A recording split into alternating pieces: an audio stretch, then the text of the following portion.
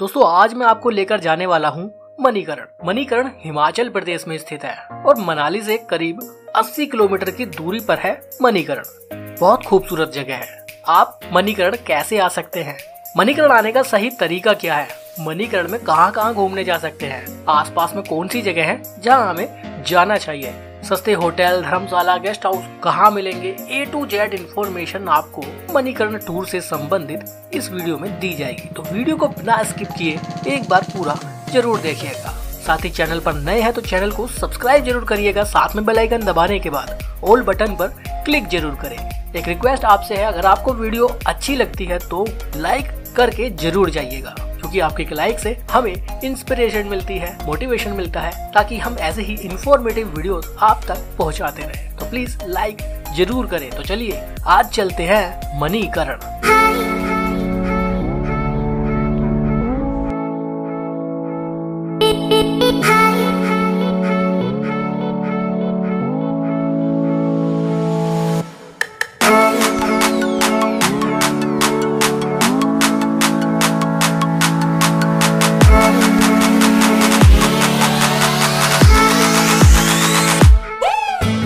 सबसे पहले डिसाइड कर लेते हैं कि हमें मणिकर्ण जाना कब है। आप पूरे साल कभी भी मणिकर्ण आ सकते हैं।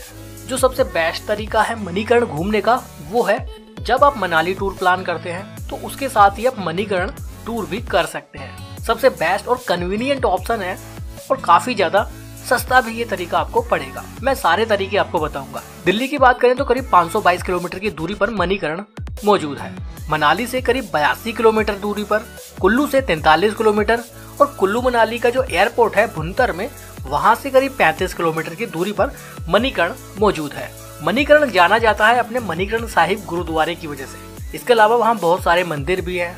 आप वहाँ से ट्रैकिंग के लिए निकल सकते हैं। खीरगंगा ट्रैक आप कर सकते हैं। तोस हिल स्टेशन घूमने के लिए आप जा सकते हैं। मणिकर्ण से 5 किलोमीटर ठीक पहले कसोल नाम का एक खूबसूरत हिल स्टेशन मौजूद है, वो भी आप कवर कर सकते हैं। सही तरीका क्या है सारी जगहों को घूमने का, इस वीडियो में मैं आपको बताऊंगा।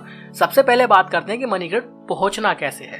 अगर मनाली टूर के साथ ही आप मणिकर्ण टूर भी करते हैं तो मनाली से मणिकर्ण आपको बाय रोड ही जाना पड़ेगा। जाने के 4 तरीके हैं। एक है टैक्सी, आप कैब हायर कर लीजिए मनाली से मणिकर्ण तक, करीब 4000 4500 के आसपास अर्टिगा जैसी टैक्सी आपको अवेलेबल हो जाएगी। इसके अलावा 6-6500 में इनोवा जैसी टैक्सी आपको मिल जाएगी। आप चाहें तो बाइक रेंट पर ले सकते हैं मनाली से, जो 600-700 रुपए से मिलना शुरू हो जाती है और 2000 की अलग अलग रेंज है बाइक में। पेट्रोल डलवाइए और आप मणिकर्ण टूर के लिए निकल जाइए।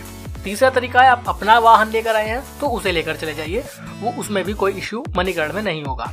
चौथा तरीका है जो सबसे सस्ता है वो है बस। मनाली से डायरेक्ट बस सेवा भी है मणिकर्ण के लिए। वैसे एक ही ऑर्डिनरी बस है जो मनाली से मणिकर्ण के बीच में चलती है। टाइमिंग है करीब सुबह 9:05 पर मनाली से मणिकर्ण के लिए। 80 से 82 किलोमीटर का रास्ता है तो करीब 2.5 से 3 घंटे का समय बस में लग जाएगा। इसके अलावा भुंतर से भी बसेस चलती हैं मणिकर्ण के लिए। 2 बस हैं जो भुंतर और मणिकर्ण के बीच में चलती हैं।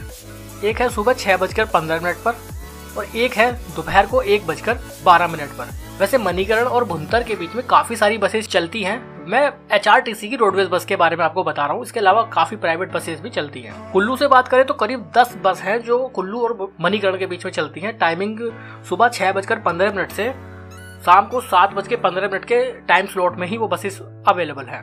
अगर आप बस से मनाली से मणिकर्ण आते हैं तो आपको रिटर्न भी जाना है। उसकी भी पूरी जानकारी आपको इस ही वीडियो में मैं दूंगा कि आने के बाद रिटर्न आप कैसे जा सकते हैं और सही तरीका क्या है। ये थी बातें मणिकर्ण पहुंचने तक की। और इसके अलावा दिल्ली, लुधियाना, जालंधर, अमृतसर और हरिद्वार, इन सब जगहों से भी मणिकर्ण के लिए बसेस की सुविधा अवेलेबल है।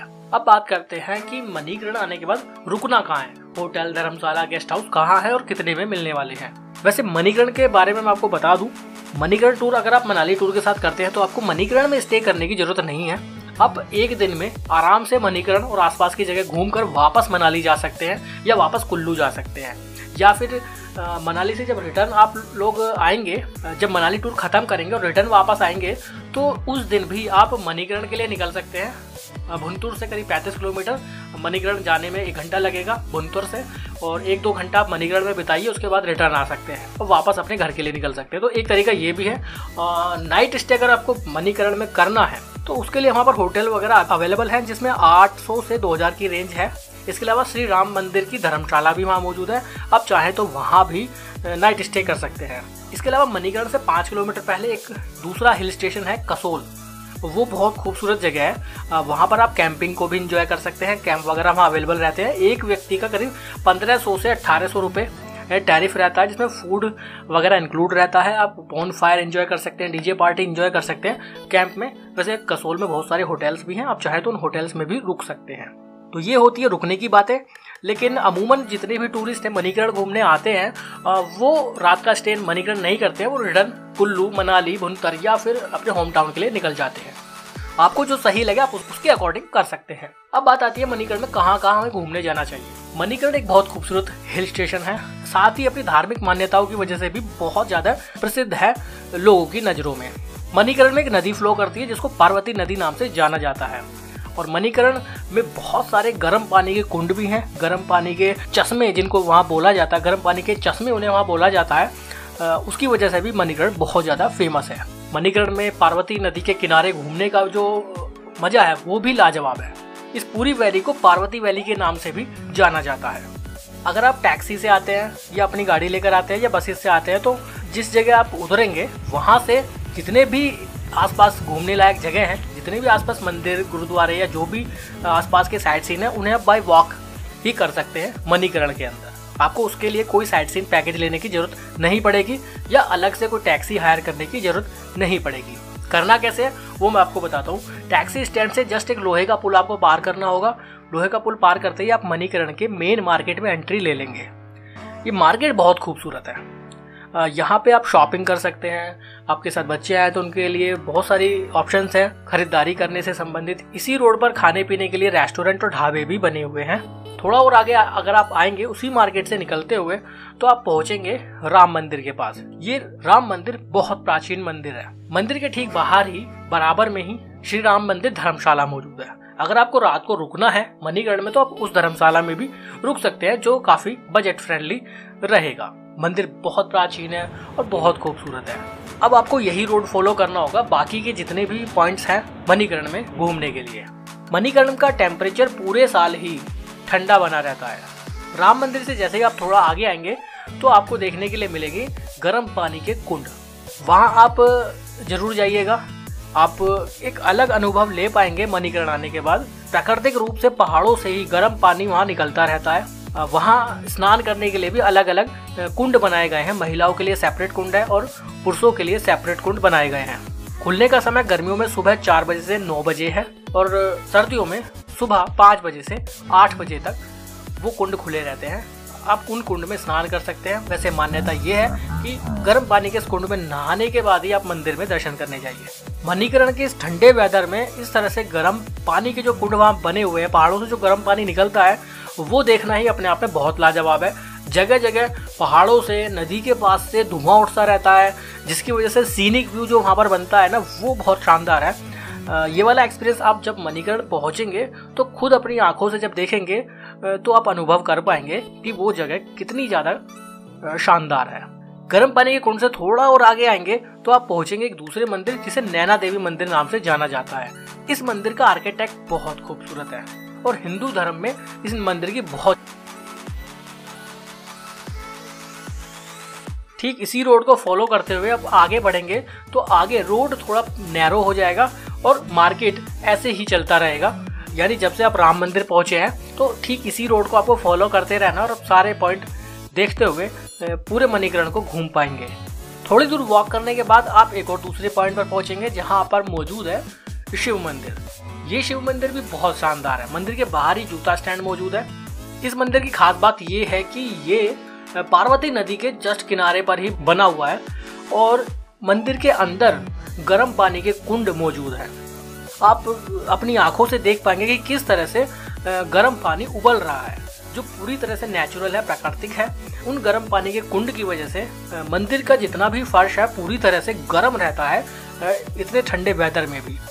यानी नंगे पैर उस फर्श पर चलना मुश्किल भरा हो सकता है। इसीलिए वहाँ पर लकड़ी के तख्त लगाए गए हैं जिन पर आप चल के मंदिर तक पहुँच सकते हैं। यहाँ भी मंदिर का आर्किटेक्ट बहुत शानदार है, बहुत खूबसूरत ये मंदिर।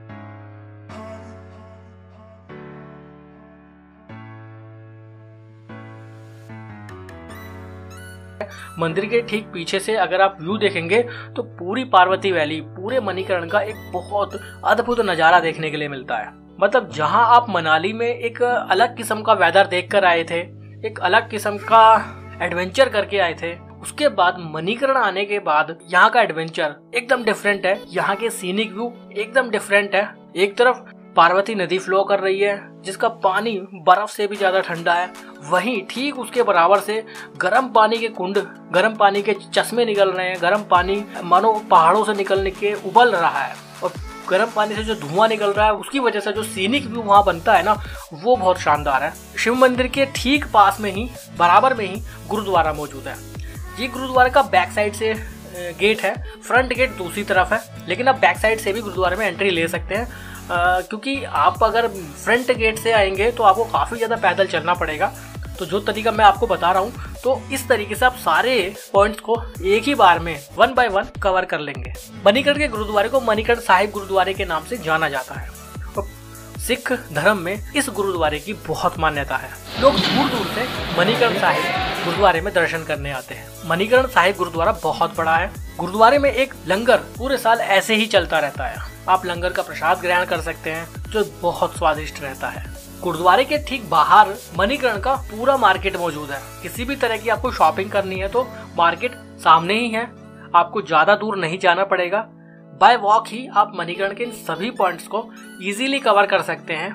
बहुत ज्यादा आपको पैदल नहीं चलना पड़ेगा। इसके अलावा मणिकर्ण के मार्केट के बारे में अगर मैं आपको बताऊं तो मार्केट राम मंदिर से गुरुद्वारे तक पूरा मार्केट है। सभी मंदिर, गुरुद्वारे और जो भी साइट सीन है वो कवर करते हुए आप मार्केट से ही निकलेंगे। साथ साथ आप मार्केट में शॉपिंग एक्सपीरियंस भी ले सकते हैं। इसके अलावा मणिकर्ण में आसपास जो घूमने की जगह है वो है, आप मणिकर्ण से तोस जा सकते हैं। दूरी करीब मणिकर्ण से 15 किलोमीटर है तोस तक की। वहाँ भी काफ़ी ज़्यादा टूरिस्ट जाते हैं। वो भी एक खूबसूरत हिल स्टेशन है। आप चाहें तो 15 किलोमीटर दूर तोस तक जा सकते हैं। दूसरी सबसे फेमस जगह है खीरगंगा। खीरगंगा ट्रैक के लिए बहुत लोग जाते हैं। करीब 17 किलोमीटर दूरी है मणिकर्ण से। आप चाहें तो खीरगंगा ट्रैकिंग के लिए भी निकल सकते हैं और वो भी शानदार एक्सपीरियंस रहेगा आपके मणिकर्ण टूर का। मणिकर्ण में फूड की बात करें तो फूड के लिए छोटे बड़े ढाबे, रेस्टोरेंट सभी अवेलेबल है। मणिकर्ण में गाड़ी की पार्किंग का भी कोई इश्यू नहीं है, पार्किंग बनी हुई है। कुछ लोग तो ऐसे हैं जो 2-3 घंटे के लिए मणिकर्ण आते हैं और रोड साइड ही गाड़ी खड़ी करके चले जाते हैं, तो वो भी तरीका है। लेकिन प्रॉपर पार्किंग में गाड़ी खड़ी करिए, उसके बाद आप मणिकर्ण घूमने जाइए। अगर आपको सिर्फ मणिकर्ण कवर करना है 2 से 3 घंटे का समय आपको मुश्किल से लगेगा। हार्डली 4 घंटे आपको यहाँ पे स्पेंड करना होगा। पूरा मणिकर्ण एक्सप्लोर कर लेंगे, पूरा मणिकर्ण आसानी से घूम लेंगे। तो आपको नाइट स्टे भी मणिकर्ण में करने की जरूरत नहीं है। इसके अलावा अगर आप तोस या खीरगंगा जाते हैं तो आपको नाइट स्टे करना पड़ेगा। नाइट स्टे के लिए मैंने ऑप्शन आपको बता दिया। आप चाहे तो मणिकर्ण कर सकते हैं, आप चाहे तो तोस कर सकते हैं, आप चाहे तो कसोल अगर कर सकते हैं। लेकिन तोस, खीरगंगा या कसोल, इन सभी जगहों को अगर आपको कवर करना है तो आपको बस से नहीं बल्कि खुद के व्हीकल से ही आना पड़ेगा या फिर आपको टैक्सी लेकर आनी पड़ेगी। अब बात करते हैं कि मणिकर्ण से वापस कैसे जाएं। जो लोग बस से आए हैं उनको मैं बताना चाहूंगा कि मनाली के लिए डायरेक्ट बस आपको सुबह 7:20 पर मिल जाएगी। उसके अलावा सुबह 7:40 पर मिल जाएगी। उसके बाद एक 8:30 बजे है दिन में ही, और एक बस है दिन में सुबह 9 बजे। दोपहर में 12 बजे भी एक बस है, 2 बजे एक बस है और 2:45 पर दोपहर में भी बस अवेलेबल है मणिकर्ण से मनाली के लिए। और शाम को 3 बजे और एक शाम को 4:45 पर मणिकर्ण से मनाली के लिए डायरेक्ट बस चलती है। तो इसमें भी आपको कोई इशू नहीं होगा रिटर्न जाने के लिए। इसके अलावा अगर आपको डायरेक्ट बस से मणिकर्ण से दिल्ली जाना है तो एक बस है दिल्ली जाने के लिए डायरेक्ट AC डिलक्स। वो बस है जो शाम को करीब 6:30 बजे मणिकर्ण से चलती है, जो डायरेक्ट दिल्ली तक जाएगी। तो जो लोग दिल्ली जाना चाहते हैं बाय बस, तो उनके लिए भी ऑप्शन यहाँ अवेलेबल है। इसके अलावा भुंतुर के लिए सुबह 6:40 से शाम को 6 बजे तक काफ़ी सारी बसेस हैं और वैसे भी हर 15-20 मिनट पर लगातार भुंतुर के लिए बस चलती रहती है मणिकर्ण से। यहाँ से एक डायरेक्ट बस है हरिद्वार के लिए भी, जो दोपहर को 12:25 पर चलती है, जो मणिकर्ण से आपको हरिद्वार लेकर जाएगी।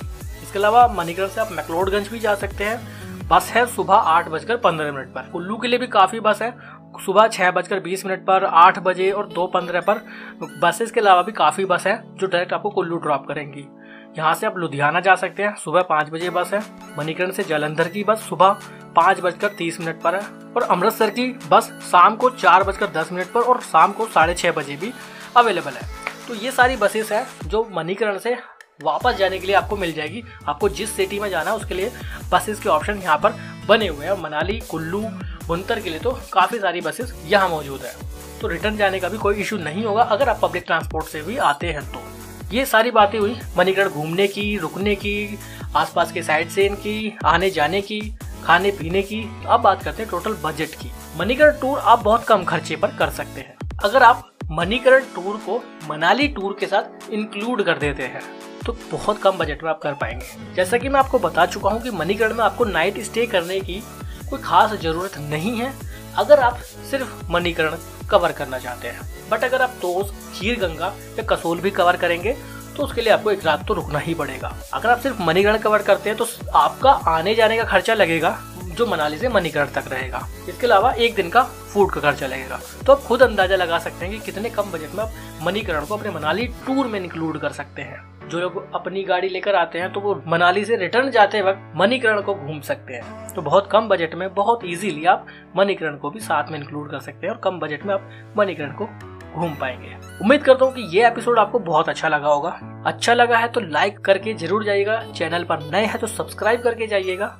आगे भी ऐसी ही इंफॉर्मेटिव वीडियोस आप तक पहुंचाते रहेंगे। हमारी लाइव अपडेट देखते रहना चाहते हैं तो इंस्टाग्राम पर फॉलो जरूर करिएगा, और अब आप हमें फेसबुक पेज पर भी फॉलो कर सकते हैं। आज के लिए इतना ही, अभी के लिए बाय, बहुत बहुत धन्यवाद।